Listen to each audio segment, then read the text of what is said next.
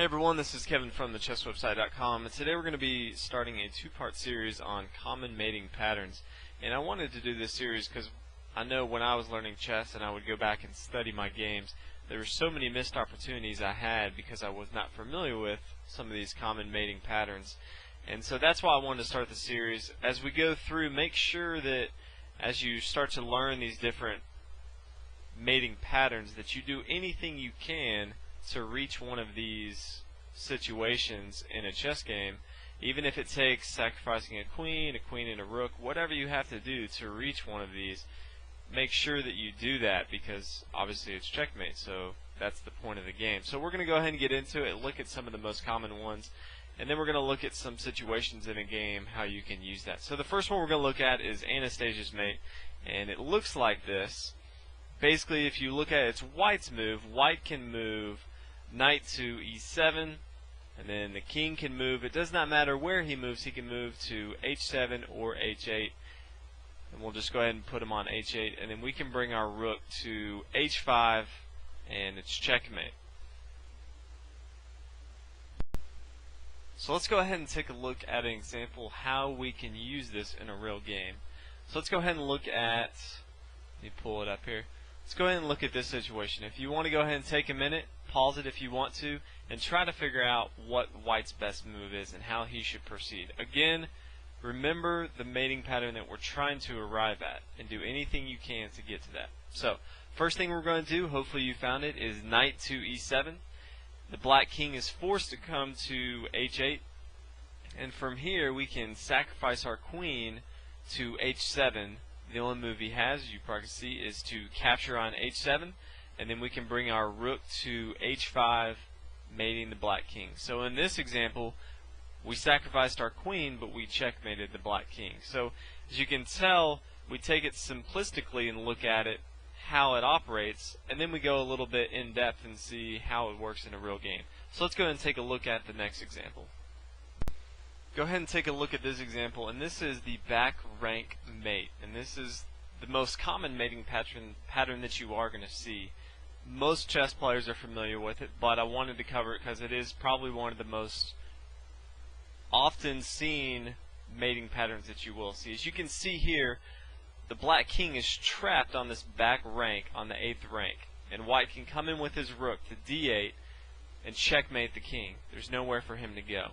So let's take a look at this in a real life example and see how we can use this. So if you look at it here and it's white's move, what is white's best move?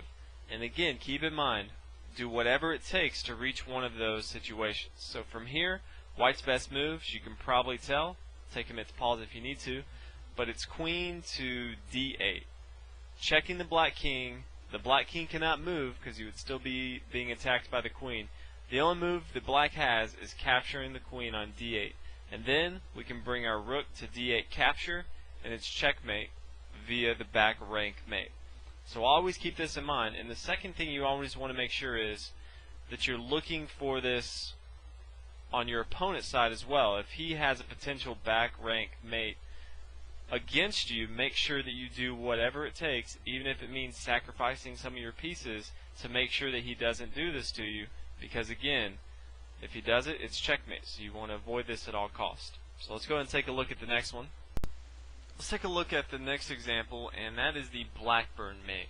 And as you can see here, the Blackburne mate is made possible from our bishop here attacking the king, this long diagonal being controlled by our other bishop, and our knight defending this bishop. And there's a few things that always need to be in place for this to work. First thing, we need the black king to be castled on the king side. The second thing, we need the rook that's castled on king side, or I guess it could be the other rook, to be on f8. If he's not there, it's going to have an escape route for the king to move. Next, you need to have your bishops on the long diagonals. Bishops work really well on the long diagonals, and this is no exception in the Blackburne mate. You want your diagonals controlling these long diagonals, a1 to h8 and b1 to h7. Last thing you need a knight on g5. He's going to protect everything and make sure everything runs smoothly. As you can see, this is checkmate. Let's take a look at it in a real life example here. And from here, take a minute and pause. Tell me what you think is the best move. And hopefully you came up with the Nice little sacrifice. Queen takes h5. Now black does have a few options here. His worst option is going to take the queen sacrifice. White can now bring his bishop to h7, and that's going to be checkmate.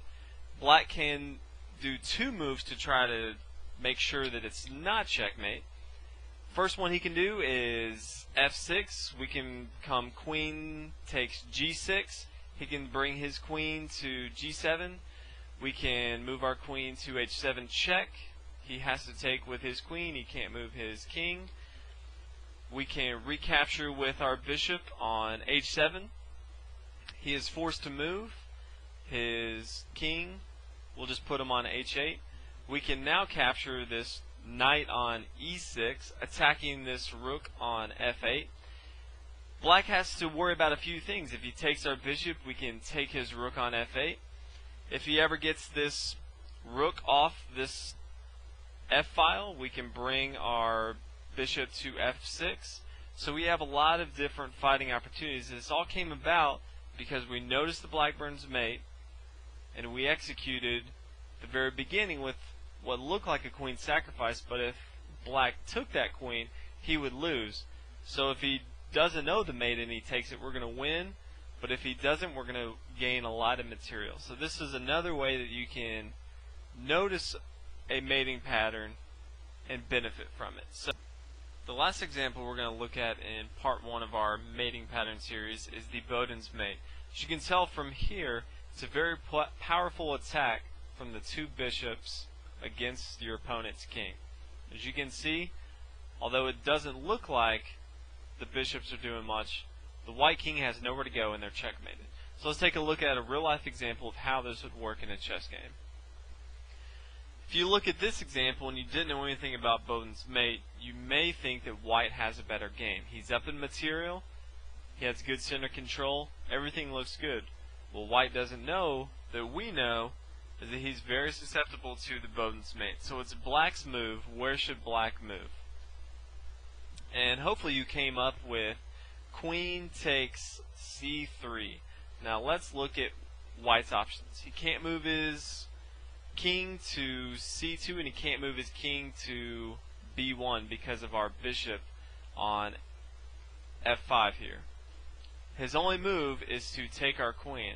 And like I said, a lot of times you may have to sacrifice a queen and a rook or a knight, whatever it takes to come to one of these places in a chess game, do it. Because from here, we can bring our bishop to a3, and it's checkmate. We have Boden's mate. So if you look at it before, you may not even notice, but now that you've watched this video, these are just a few examples that you may see throughout your chess game that you can always look for. Even when things may be looking down, as long as you know these different mating opportunities, you'll have a very good chance of winning a lot of different games that you may not have won before. Thanks for checking out the video. Hope you learned something. If you haven't already, please subscribe to the channel. And also, if you haven't checked out the website, or if you haven't checked it out in a while, please visit www.thechesswebsite.com. Put a lot of good stuff on that website, so definitely make sure and you check it out. Everyone, thanks for watching. I'll see you guys next video.